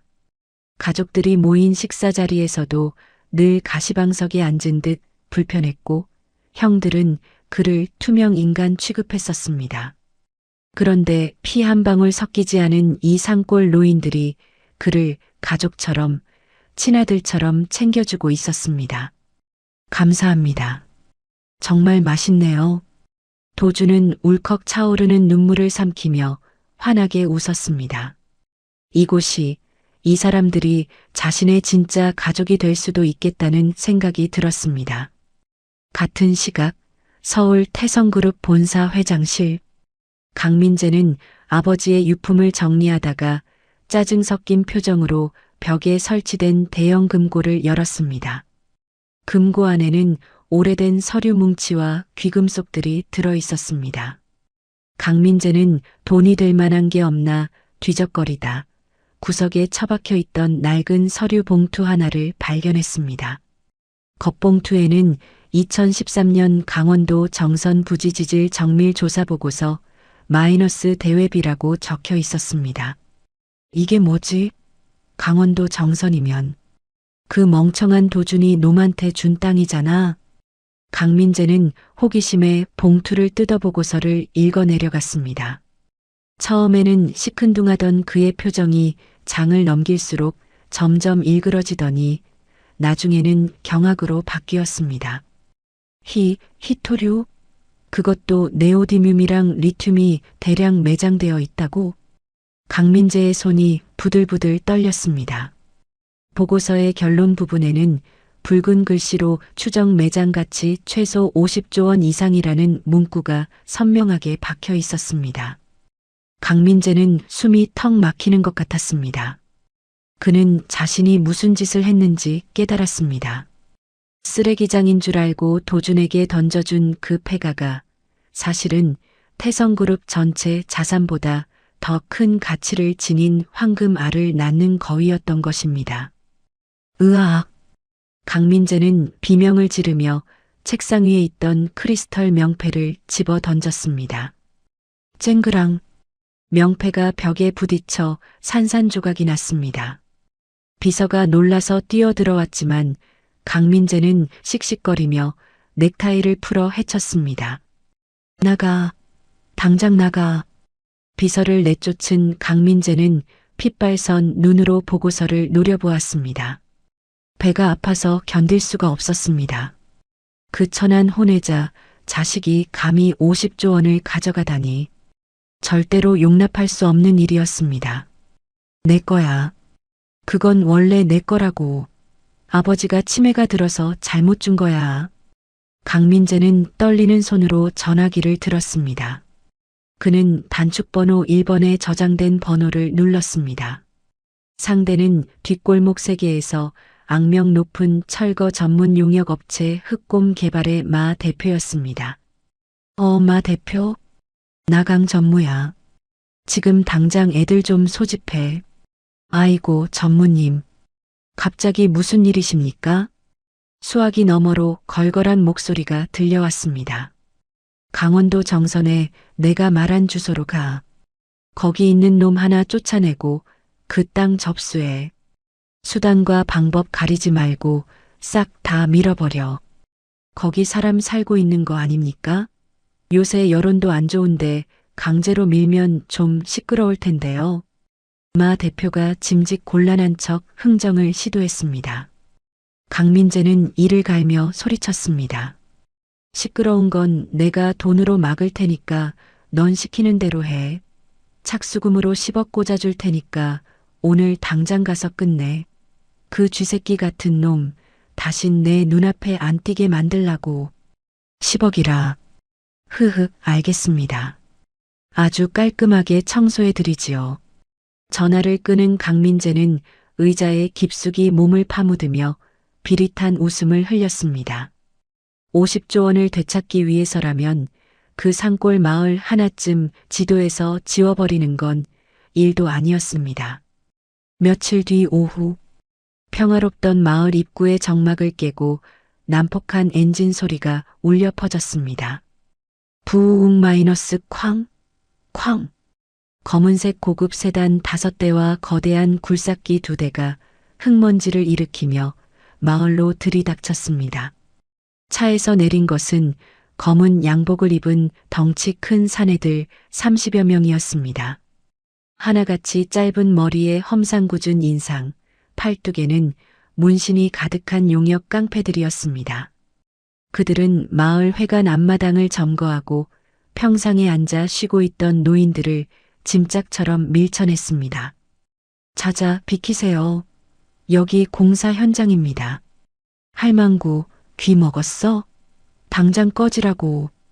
용역들은 마을 회관 앞에 리조트 개발 예정지 마이너스 외부인 출입 금지라고 적힌 붉은색 깃발을 닥치는 대로 꽂았습니다. 박 이장이 놀라서 뛰어나왔습니다. 아니, 당신들 누구야? 남의 동네에 와서 무슨 짓이여? 용역들의 대장인 마 대표가 껌을 짝짝 씹으며 선글라스를 벗었습니다. 그는 박 이장의 멱살을 잡고 거칠게 밀어버렸습니다. 이봐요, 영감님. 이 땅 우리 회사에서 샀어. 여기 싹 다 밀고 골프장 지을 거니까 좋은 말 할 때 짐 싸서 나가. 안 그러면 저 포크레인이 집이고 뭐고 다 밟고 지나갈 거니까. 마 대표가 턱짓을 하자 굴삭기 기사가 위협적으로 버킷삽을 쿵 하고 바닥에 내리찍었습니다. 땅이 울리고 흙먼지가 피어올랐습니다. 겁에 질린 할머니들이 비명을 지르며 주저앉았습니다. 우리 도준 총각 땅이야. 절대 못 줘. 이 나쁜 놈들아. 우릴 죽이고 가라. 노인들이 울부짖으며 저항했지만 건장한 용역들에게는 상대가 되지 않았습니다. 용역들은 낄낄거리며 노인들이 애써 말려놓은 고추며 나물들을 발로 짓밟고 걷어찼습니다. 같은 시각 산 중턱 별장 지붕 위에서 기와를 고치고 있던 강도주는 이 모든 광경을 고배율 망원경으로 지켜보고 있었습니다. 그의 시야에 박 이장이 멱살을 잡혀 나뒹구는 모습과 할머니들이 정성스레 만든 음식이 흙발에 지시겨지는 모습이 들어왔습니다. 도준의 손에 쥐어져 있던 기와장이 와직 소리를 내며 부서졌습니다. 선 넘었네. 도준의 눈빛이 싸늘하게 가라앉았습니다. 그것은 단순히 자신의 땅을 침범한 것에 대한 분노가 아니었습니다. 자신에게 처음으로 따뜻한 밥을 먹여주고 가족의 정을 느끼게 해준 사람들을 유린한 것에 대한 참을 수 없는 분노였습니다. 도준은 입을 꾹 다문 채 사다리를 타고 내려왔습니다. 그는 곧바로 지하 벙커로 향했습니다. 타이탄? 아니, 저런 양아치들을 상대하는데 타이탄은 너무 과분했습니다. 도준의 눈이 벙커 한쪽에 놓여있는 고압 농업용 펌프에 머물렀습니다. 그는 빠르게 펌프를 개조하기 시작했습니다. 노즐의 압력을 최대로 높이고 물탱크에 진흙과 섞인 특수 용액을 채워 넣었습니다. 청소할 시간이다. 도준은 개조된 펌프를 자신의 낡은 픽업 트럭 적재함에 장착했습니다. 그리고 트럭의 시동을 걸었습니다. 달달달달. 부앙. 낡은 트럭의 엔진 소리가 오늘따라 맹수의 으르렁거림처럼 들렸습니다. 도준은 기어를 넣고 엑셀을 밟았습니다. 트럭이 흙먼지를 일으키며 산길을 미끄러지듯 내려갔습니다. 백미러에 비친 도준의 눈은 활활 타오르고 있었습니다. 둔탁한 소리와 함께 박 이장이 흙바닥에 나뒹굴었습니다. 용역업체 대표인 마 대표가 박 이장의 가슴팍을 거칠게 밀어버린 것입니다. 이른이 넘은 노인의 몸이 힘없이 뒤로 넘어지자 지켜보던 할머니들이 비명을 지르며 달려들었습니다. 이장님, 아이고, 이 천벌 받을 놈들아. 비키라니까 이 늙은이들이 진짜. 마 대표가 귀찮다는 듯 손을 휘저으며 바닥에 침을 뱉었습니다. 그가 굴삭기 기사에게 손짓하자 육중한 기계팔이 다시금 굉음을 내며 마을 회관 담벼락을 향해 움직이기 시작했습니다. 마을 사람들은 공포에 질려 서로를 부둥켜 안고 눈을 질끈 감았습니다. 부웅 마이너스. 그때였습니다. 산 위쪽에서부터 고막을 찢는 듯한 엔진 소리가 들려왔습니다. 사람들이 고개를 돌리기도 전에 낡은 픽업 트럭 한 대가 흙먼지를 폭풍처럼 일으키며 현장으로 돌진해 들어왔습니다. 강도준의 트럭이었습니다. 끼잉 마이너스. 트럭은 용역들과 굴삭기 사이를 절묘하게 파고들며 급정거했습니다. 마치 성난 황소처럼 멈춰 선 트럭의 적재함에는 도준이 급조한 고압 농업용 펌프가 흉측한 포신처럼 장착되어 있었습니다. 운전석에서 뛰어내린 도준은 망설임 없이 적재함으로 올라갔습니다. 그의 눈은 서리발처럼 차갑게 빛나고 있었습니다. 뭐야 저건? 어디서 굴러먹던 갯뼈다귀가. 마 대표가 인상을 찌푸리며 다가오려던 순간 도준이 펌프의 레버를 끝까지 당겼습니다. 청소 시작. 피슈웅 마이너스 쾅. 개조된 노즐에서 압축된 물대포가 폭발하듯 뿜어져 나왔습니다. 그것은 단순한 물이 아니었습니다. 진흙과 퇴비가 섞인 걸쭉한 오물 덩어리가 강력한 수압을 타고 마 대표와 용역들을 강타했습니다. 으악, 이게 뭐야? 크악, 눈, 내 눈. 소방호스보다 더 강력한 압력에 덩치 큰 사내들이 볼링핀처럼 힘없이 쓰러져 나뒹굴었습니다. 살점이 떨어져 나갈 듯한 고통과 악취의 용역들은 바닥을 기며 비명을 질렀습니다. 도주는 자비 없이 노즐을 돌려가며 그들을 마을 회관마당 밖으로 밀어냈습니다. 순식간에 현장은 아수라장이 되었습니다. 물벼락을 맞고 혼비백산한 용역들이 꽁무니를 빼며 물러나자 뒤편에 세워져 있던 검은색 고급 세단의 문이 열렸습니다. 잘 닦인 구두가 진흙탕을 밟으며 걸어 나왔습니다. 강민재였습니다. 그는 흙탕물을 뒤집어 쓴 부하들을 한심하다는 듯 쳐다보더니 손수건으로 코를 막으며 도준에게 다가왔습니다. 야, 강도준. 너 진짜 가지가지 한다. 이제 똥물까지 뿌리냐? 강민재가 비릿한 웃음을 흘리며 말했습니다. 도준은 펌프의 시동을 끄지 않은 채 적재함에서 내려와 형을 마주 보았습니다. 도준의 작업복은 기름과 땀으로 얼룩져 있었지만 명품 정장을 입은 강민재보다 훨씬 더 당당해 보였습니다. 여긴 내 땅이야. 그리고 이분들은 내 손님들이고 불청객은 당신들인 것 같은데. 도준의 낮고 단단한 목소리에 강민재의 눈썹이 꿈틀했습니다. 강민재는 품 안에서 서류 봉투 하나를 꺼내 도준의 가슴팍에 툭 쳤습니다. 건방 떨지 말고 이거 받아. 매매 계약서다. 네가 평생 만져보지도 못할 돈 적어놨어. 시세의 2배다. 쥐꼬리만한 자존심 세우지 말고 이거 먹고 떨어져. 강민재가 봉투에서 계약서를 꺼내 도준의 눈앞에서 흔들었습니다. 그의 눈에는 탐욕과 경멸이 가득했습니다. 하지만 도준은 그 종이를 거들떠보지도 않았습니다. 돈이면 다 되는 줄 알지? 형은 예나 지금이나 변한 게 하나도 없어. 뭐, 이 자식이 진짜. 가져가. 난 안 팔아. 도준이 강민재의 손을 쳐냈습니다. 종이들이 허공으로 흩날리며 진흙탕 바닥으로 떨어졌습니다. 강민재의 얼굴이 붉게 달아올랐습니다. 감히 천안 혼외자 주제의 태성그룹 전무인 자신의 제안을 거절하고 모욕을 주다니 참을 수 없는 분노가 치밀어 올랐습니다. 너 지금 네가 뭘 거절했는지 알아? 그깟 늙은이들 몇 명이 대수라고 50조. 아니, 이 기회를 걷어차?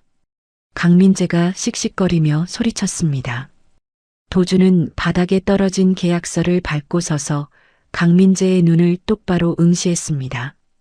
여긴 내 집이고 이 사람들은 내 가족이야. 50조가 아니라 500조를 가져와도 안 팔아. 다시는 내 가족들 건드리지 마. 그땐 똥물로 안 끝나. 도준의 서슬퍼런 경고에 강민재는 순간 압도되어 뒷걸음질 쳤습니다. 주변에 있던 마을 노인들이 도준의 뒤로 하나둘 모여들어 인간 방패를 만들었습니다. 강민재는 이를 갈며 돌아섰습니다. 두고 보자. 네가 언제까지 그 잘난 입 놀릴 수 있나 보자고. 강민재는 차 문을 쾅 닫고 현장을 빠져나갔습니다. 패배감과 분노에 휩싸인 그의 차는 난폭하게 마을을 벗어났습니다. 그날 밤 달빛조차 없는 칠흑 같은 어둠 속 마을에서 조금 떨어진 산 중턱도로 갓길에 강민재의 차가 세워져 있었습니다. 차 안에서 강민재는 신경질적으로 핸들을 두드리고 있었습니다. 조수석에는 젖은 옷을 갈아입은 마 대표가 눈치를 보며 앉아 있었습니다. 전무님, 진짜 불을 지르라고요? 요새 산불 감시가 심해서. 마 대표가 조심스럽게 물었습니다. 강민재가 눈을 부릅뜨며 소리쳤습니다. 아, 시끄러워. 누가 산을 다 태우래. 그냥 겁만 주라고, 겁만. 뒷산에 연기 좀 피우고 불길 좀 보여주면 그 겁쟁이 녀석이 알아서 기어나와서 도장 찍을 거 아니야. 강민재는 도준이 자신의 앞에서 무릎 꿇고 비는 모습을 상상하며 희죽 웃었습니다. 내가 여기서 딱 지켜볼 거니까 실수하지 말고 확실하게 해. 불나면 내가 소방차 부를 테니까 걱정 말고. 알겠습니다. 그럼 뒤쪽 낙엽 더미에 살짝만 붙이겠습니다. 마 대표가 차에서 내려 어둠 속으로 사라졌습니다. 강민재는 창문을 살짝 내리고 담배를 입에 물었습니다. 이제 곧 화려한 불꽃놀이가 시작될 참이었습니다. 같은 시각 지하 벙커 타이탄의 정비를 마치고 잠시 눈을 붙이려던 도준의 귀에 날카로운 경고음이 꽂혔습니다. B-, B-, 경고 섹터 3, 4구역에 미확인 열원 감지. 외부 침입자 다수 발생. 벙커의 메인 모니터가 붉게 깜빡였습니다. 도준은 벌떡 일어나 모니터 앞으로 달려갔습니다. 단순한 등산객이나 산짐승이 아니었습니다. 열화상 카메라에 잡힌 움직임은 명백히 인위적이었습니다. 이 시간에 산에? 설마. 도준의 뇌리에 낮에 강민재가 남기고 간 도끼 어린 눈빛이 스쳐 지나갔습니다. 그는 즉시 콘솔 패드를 조작했습니다. 드론 출격. 벙커의 환기구를 통해 주먹만한 크기의 초소형 정찰 드론이 밤하늘로 솟구쳐 올랐습니다. 도준이 직접 개조한 이 드론은 군용 야간 투시 카메라와 고성능 마이크를 장착하고 있었습니다. 위잉 마이너스 하는 미세한 소리와 함께 드론이 산 중턱으로 날아갔습니다. 잠시 후 도준의 모니터에 선명한 영상이 전송되기 시작했습니다. 화면에는 마 대표와 용역들이 마른 낙엽 더미에 휘발유통을 붓고 있는 모습이 적나라하게 잡혔습니다. 미친. 진짜 불을 지르려고? 도준의 손이 부들부들 떨렸습니다. 드론을 선회시키자 도로변에 세워진 강민재의 차와 창문을 내리고 그 광경을 지켜보며 통화하는 강민재의 얼굴까지 클로즈업 되었습니다. 그래, 지금이야. 라이터 켜. 강민재의 목소리가 드론의 마이크를 통해 벙커 안에 생생하게 울려 퍼졌습니다. 도준은 즉시 녹화 버튼을 눌렀습니다. 그 순간 화면 속에서 용역 하나가 낙엽 더미에 라이터를 던졌습니다. 화르륵.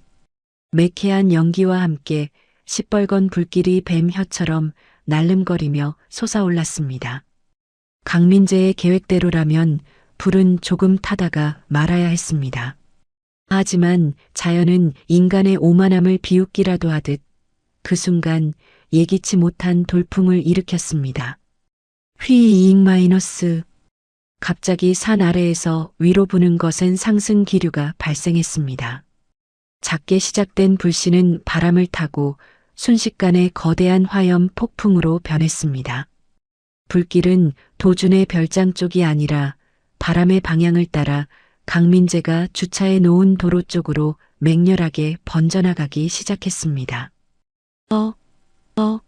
야, 불이 왜 이쪽으로 와? 차 안에서 담배를 피우던 강민재가 기겁하며 소리쳤습니다. 불을 지르던 용역들도 당황하여 허둥지둥 산을 내려오기 시작했습니다. 하지만 불길은 그들의 발보다 빨랐습니다.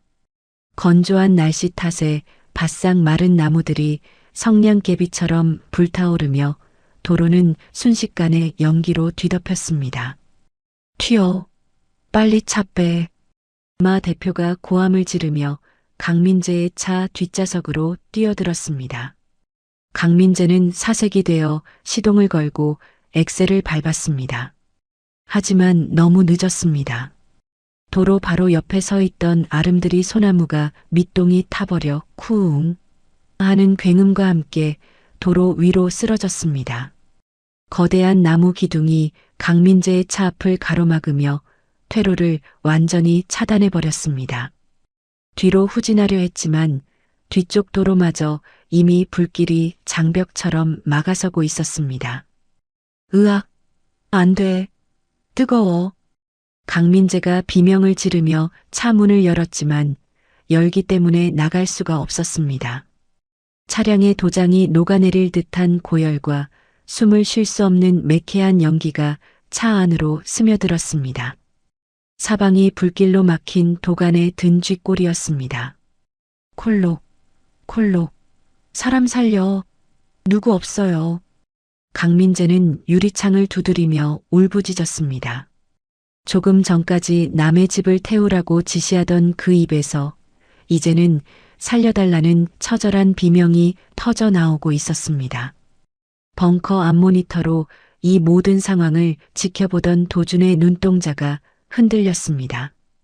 형을 증오했지만 눈앞에서 타 죽게 내버려 둘 수는 없었습니다. 도준은 녹화 영상을 저장하고 자리에서 벌떡 일어났습니다. 타이탄 가동. 위잉 마이너스. 산골 마을의 고요를 찍고 수십 대의 소방차가 요란한 사이렌을 울리며 마을 입구로 집결했습니다. 하지만 소방대장인 김 대장은 절망적인 표정으로 무전기를 붙들고 소리쳤습니다. 진입 불가. 불길이 너무 거세다. 전 대원 마을 방어선 구축해. 민가로 불 넘어오는 것만 막아. 눈앞에 펼쳐진 광경은 그야말로 생지옥이었습니다. 돌풍을 만난 산불은 거대한 화염의 파도가 되어 도로와 숲을 집어삼키고 있었습니다. 천도가 넘는 복사열 때문에 방열복을 입은 소방관들조차 감히 접근할 엄두를 내지 못하고 뒷걸음질 쳤습니다. 박 이장은 발을 동동 구르며 소방대장의 팔을 붙잡고 애원했습니다. 대장님, 저 안에 사람이 있어요. 저 윗길에 차가 갇혔다고. 어르신, 지금 저기 들어가면 우리 대원들도 다 죽습니다. 못 들어갑니다. 소방대장이 단호하게 뿌리쳤습니다. 그때 마을 회관 쪽에서 묵직한 기계음이 들려왔습니다. 쿠오 마이너스. 검은 연기를 뚫고 거대한 강철 괴물이 모습을 드러냈습니다. 전면에 거대한 강철 삽도저 블레이드를 장착한 타이탄이었습니다. 도주는 창문을 내리지 않고 차량 외부 확성기를 통해 박 이장에게 소리쳤습니다. 이장님, 여기 있으면 위험해요. 마을 사람들 데리고 학교 운동장으로 대피하세요. 어서요. 도준 총각, 자네 미쳤어? 저 불 속을 들어가려고? 가지마.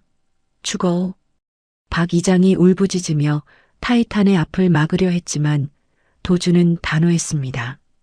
제가 해결합니다. 절 믿으세요. 쿠앙. 도준이 엑셀을 밟자 타이탄이 맹렬하게 튀어나갔습니다. 소방관들이 기겁하며 길을 터주었습니다. 뭐야 저거. 멈추세요.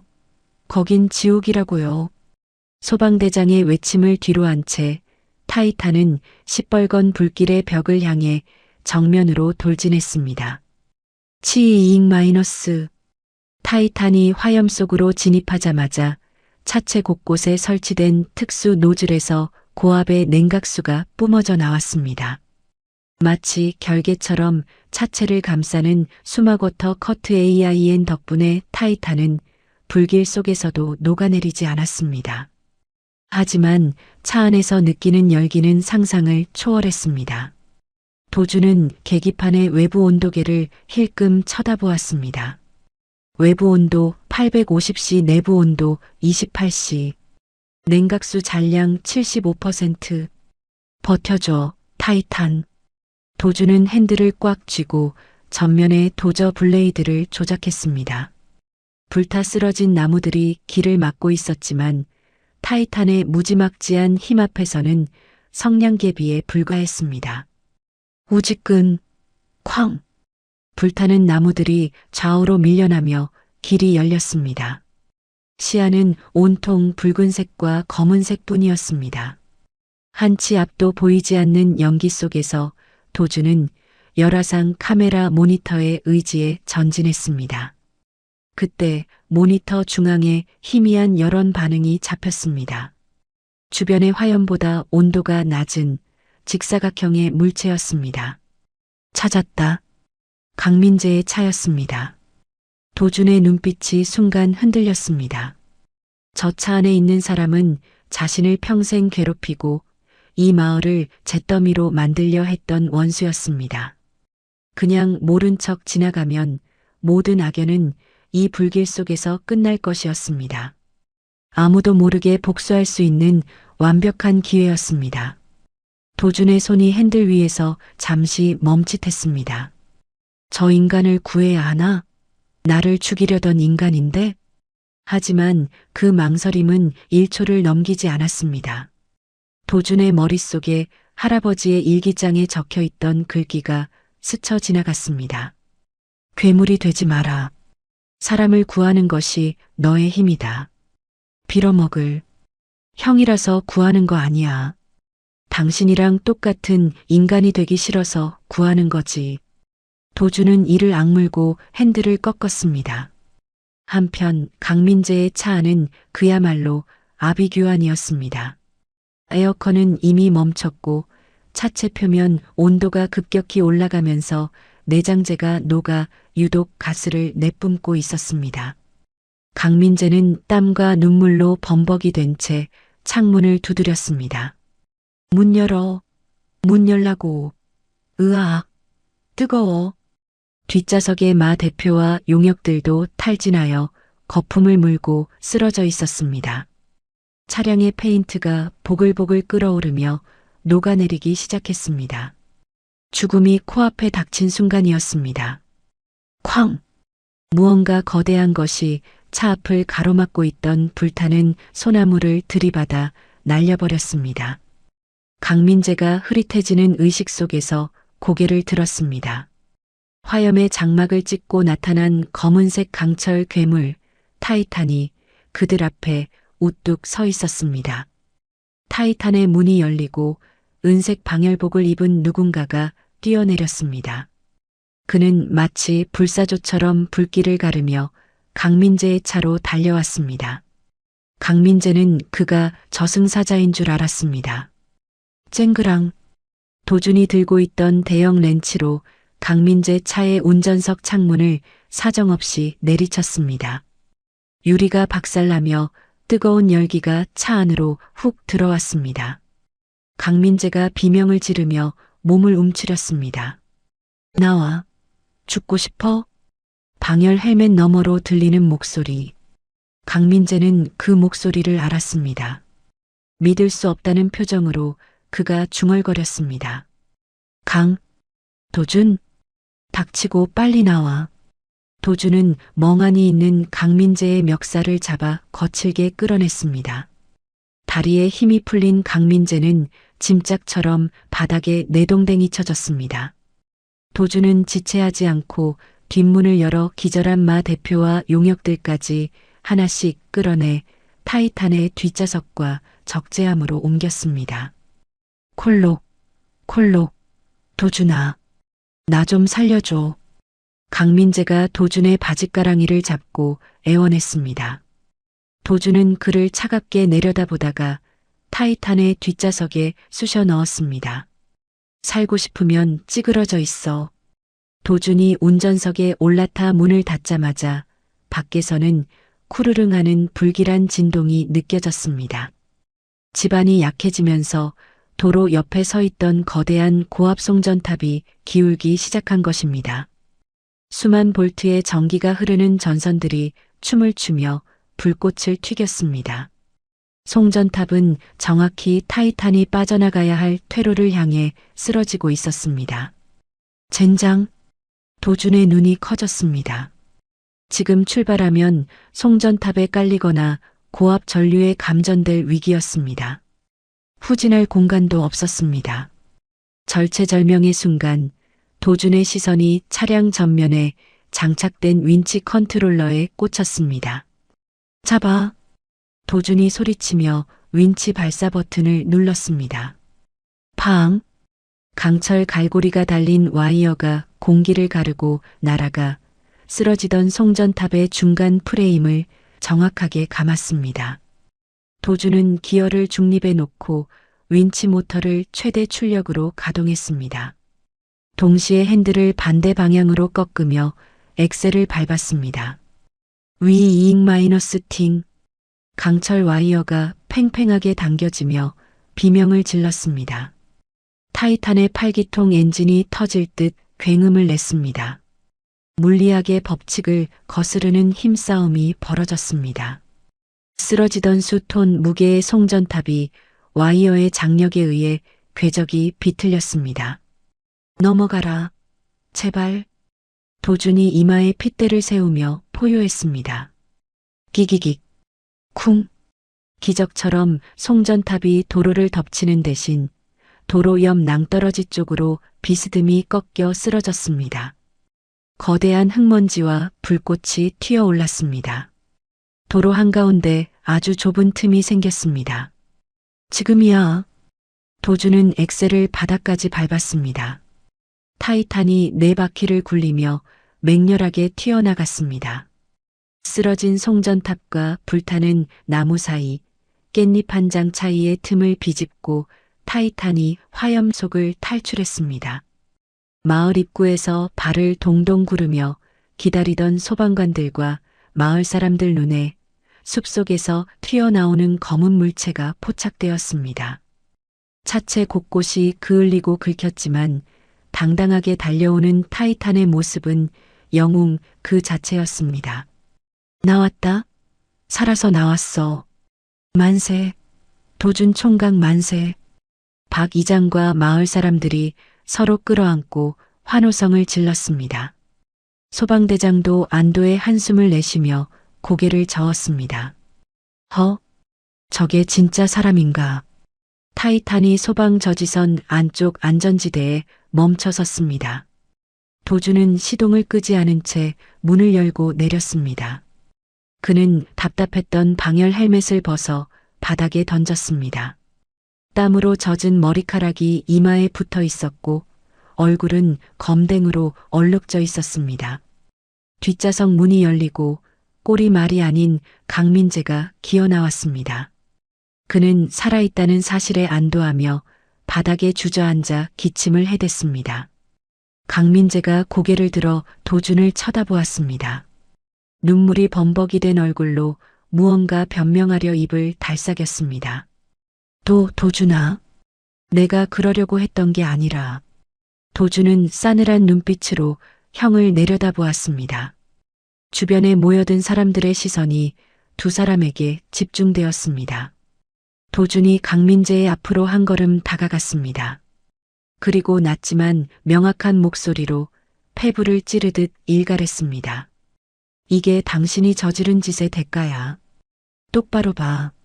도준이 가리킨 곳에는 잿더미가 된 숲과 그을린 타이탄, 그리고 겁에 질려 떨고 있는 강민재 자신의 초라한 모습이 있었습니다.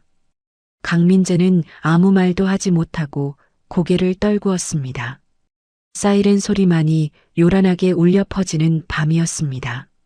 매캐한 연기가 아침 안개와 뒤섞여 산자락을 감싸고 있었습니다. 밤새 타오르던 붉은 화만은 진압되었지만 검게 그을린 나무들과 앙상한 뼈대만 남은 강민재의 고급 세단이 처참했던 지난밤을 증명하고 있었습니다.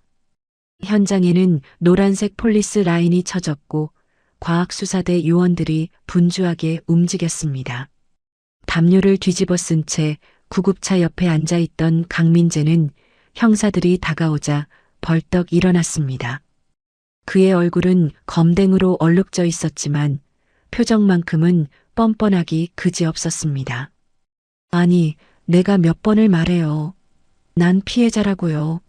산불 구경하러 왔다가 갇혀서 죽을 뻔했다니까요. 강민재가 억울하다는 듯 가슴을 치며 목소리를 높였습니다. 형사가 수첩을 꺼내들며 건조하게 물었습니다. 목격자 진술에 따르면 전무님 차량과 용역업체 사람들이 같이 있었다던데요. 정말입니까? 아, 그건 우연히 만난 거고 건조해서 자연 발화된 걸 나보고 어쩌라는 거야? 당신들 내 변호사 올 때까지 함부로 질문하지 마. 내가 누군지 알아? 강민재가 형사의 어깨를 밀치며 으름장을 놓았습니다.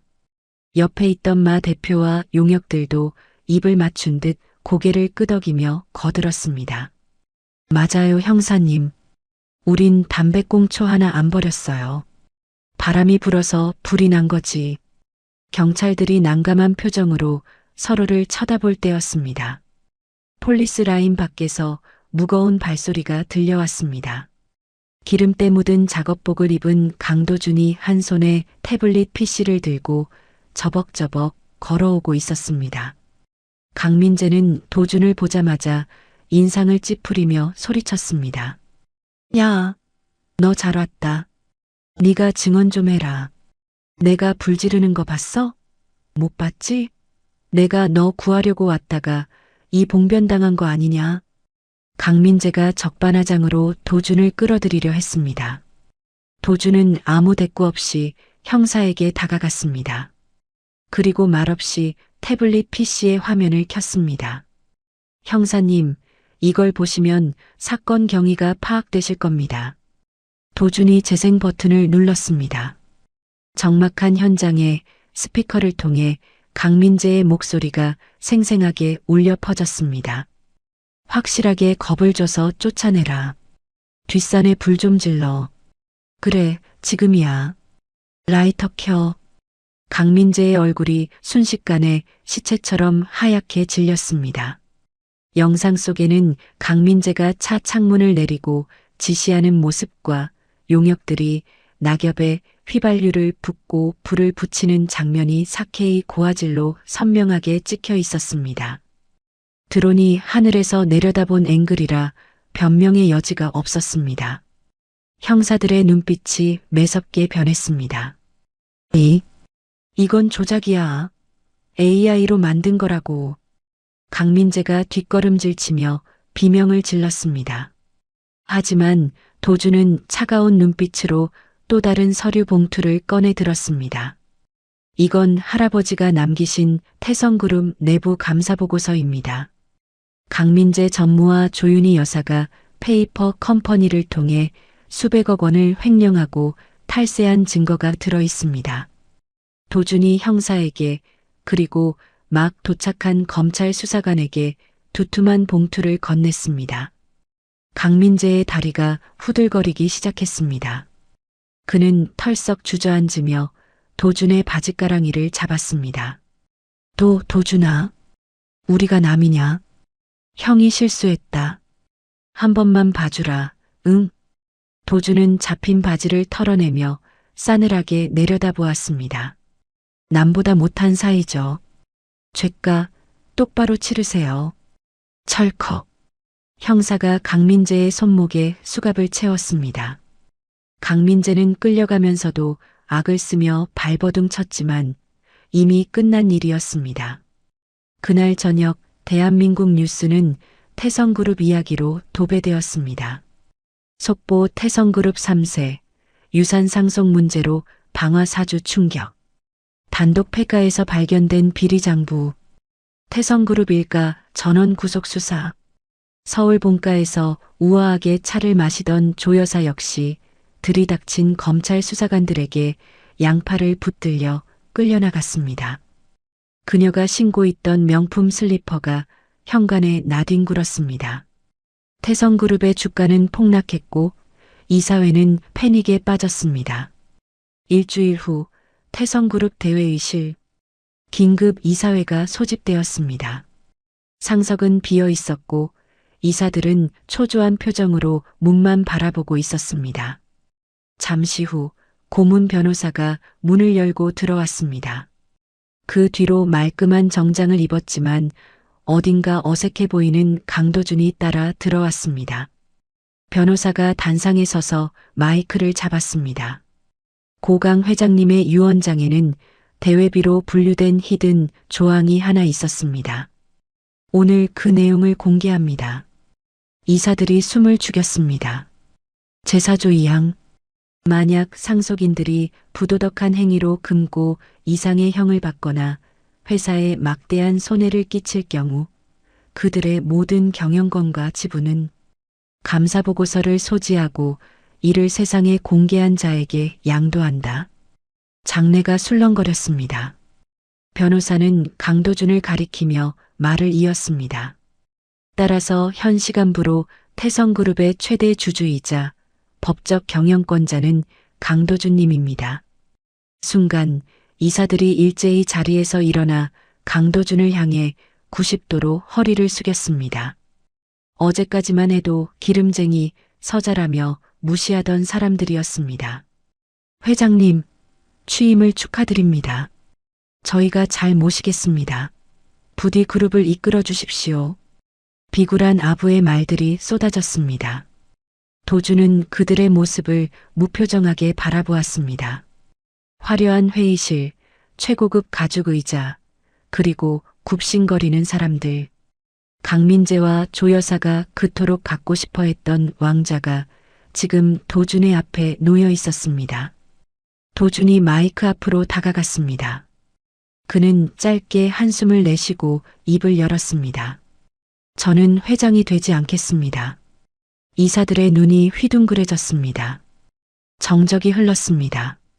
저는 기계를 고치는 사람이지 정치를 하는 사람이 아닙니다. 경영은 여기 계신 분들이 아니라 외부에서 초빙한 전문 경영인에게 정권을 일임하겠습니다. 아니, 그게 무슨... 대신 저는 제 지분의 배당금 전액을 사용하여 강원도 정선의 태성재난구조재단을 설립하겠습니다. 앞으로 태성그룹의 기술은 돈이 아니라 사람을 구하는 데 쓰일 겁니다. 이상입니다. 도주는 미련 없이 단상에서 내려왔습니다.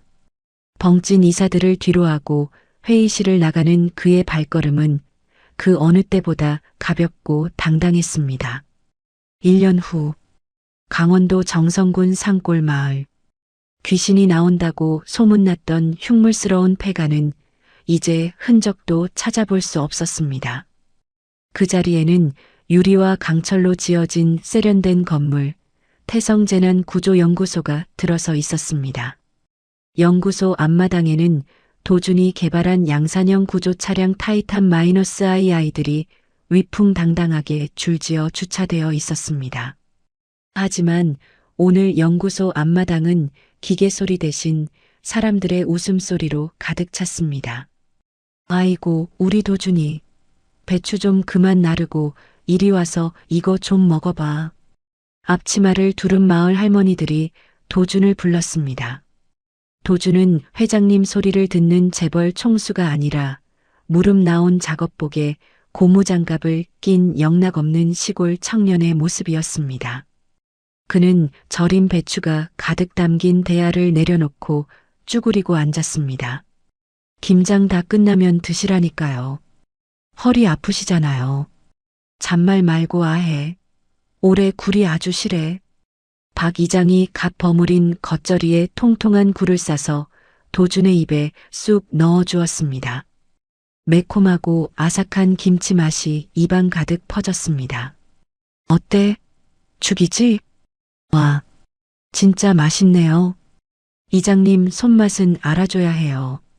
도준이 엄지를 치켜 세우자 박 이장은 기분 좋은 듯 껄껄 웃었습니다. 그나저나 자네, 이제 서울 안 가도 돼? 뉴스 보니까 회사가 아주 잘 나간다던데. 전문 경영인 사장님이 잘하고 계세요. 저는 여기가 좋습니다. 공기도 좋고 가족들도 있고. 도준이 마을 사람들을 둘러보며 말했습니다. 할머니들이 아이고 우리 아들하며 도준의 등을 토닥였습니다. 도준의 얼굴에 편안한 미소가 번졌습니다. 차가운 벙커에서 홀로 기계와 씨름하던 외로움은 이제 없었습니다. 웽! 그때 연구소 지붕에 설치된 재난 알림 사이렌이 날카롭게 울려 퍼졌습니다. 평화롭던 김장터의 분위기가 순식간에 바뀌었습니다. 도준의 눈빛이 장난기 어린 청년에서 냉철한 구조대원의 것으로 변했습니다. 그는 먹던 굴보쌈을 내려놓고 벌떡 일어났습니다. 남부순환도로 터널 붕괴 사고 같아요. 바로 출동하겠습니다. 도준이 고무장갑을 벗어 던지며 소리쳤습니다. 박 이장과 마을 사람들은 당황하지 않고 익숙하게 길을 터주었습니다. 그들의 눈빛에는 걱정 대신 굳건한 믿음이 담겨 있었습니다. 조심해서 다녀와. 다치지 말고. 사람들 꼭 구해서 와. 도준은 사람들을 향해 힘차게 고개를 끄덕이고 가장 앞에 주차된 붉은색 대장차, 신형 타이탄의 운전석으로 뛰어 올랐습니다. 타타타타 마이너스 부하앙. 개선된 하이브리드 엔진이 부드러우면서도 강력한 시동음을 토해냈습니다. 도준은 무전기를 켜고 관제실에 짧게 보고했습니다. 코드 제로. 타이탄 출동합니다. 거대한 타이어가 흙먼지를 일으키며 연구소를 빠져나갔습니다. 석양을 받아 붉게 빛나는 타이탄이 도로를 질주해 나아갔습니다. 멀어지는 도준의 뒷모습을 바라보며 마을 사람들은 다시 김장을 시작했습니다. 그들의 얼굴에는 든든한 울타리를 가진 사람만이 지을 수 있는 평온함이 서려 있었습니다. 버려진 폐가에서 시작된 한 청년의 이야기. 그는 핏줄이라는 이름의 썩은 동아줄 대신 사람이라는 이름의 단단한 인연을 선택했습니다. 할아버지가 남긴 진짜 유산은 수조원의 돈도 거대한 빌딩도 아니었습니다. 그것은 바로 누군가의 손을 잡아줄 수 있는 용기, 그리고 사람을 지키는 힘이었습니다. 오늘 들려드린 강도준의 통쾌하고 가슴 따뜻한 이야기 어떠셨나요? 가족들에게 버림받고 폐가로 쫓겨났을 때 세상은 그가 실패했다고 손가락질했습니다. 하지만 그 차가운 벽난로 뒤에는 돈으로는 절대 살 수 없는 할아버지의 뜨거운 신념과 사람을 구하는 위대한 유산이 숨겨져 있었죠. 탐욕에 눈이 멀어 스스로 불길 속에 갇혀버린 형들과 달리 도준은 화려한 회장직 대신 기름때 묻은 작업복을 선택했습니다. 그에게는 피를 나눈 차가운 가족보다 따뜻한 밥 한 끼를 건네준 마을 사람들이 진짜 가족이었기 때문입니다. 진정한 유산은 부와 명예가 아니라 사람을 지키는 힘이다. 도준이 남긴 이 마지막 메시지가 가슴 깊은 여운을 줍니다. 비록 우리에게 거대한 타이탄은 없을지라도 힘들 때 내미는 따뜻한 손길 하나가 누군가에게는 세상을 바꾸는 가장 큰 기적이 아닐까 생각해 봅니다. 도준이처럼 여러분의 삶에도 예기치 않은 행운과 사람 냄새 나는 행복이 가득하시길 진심으로 기원합니다. 이야기를 끝까지 들어주신 분이 계시다면 잘 들었다고 댓글 하나만 남겨주세요. 감사합니다.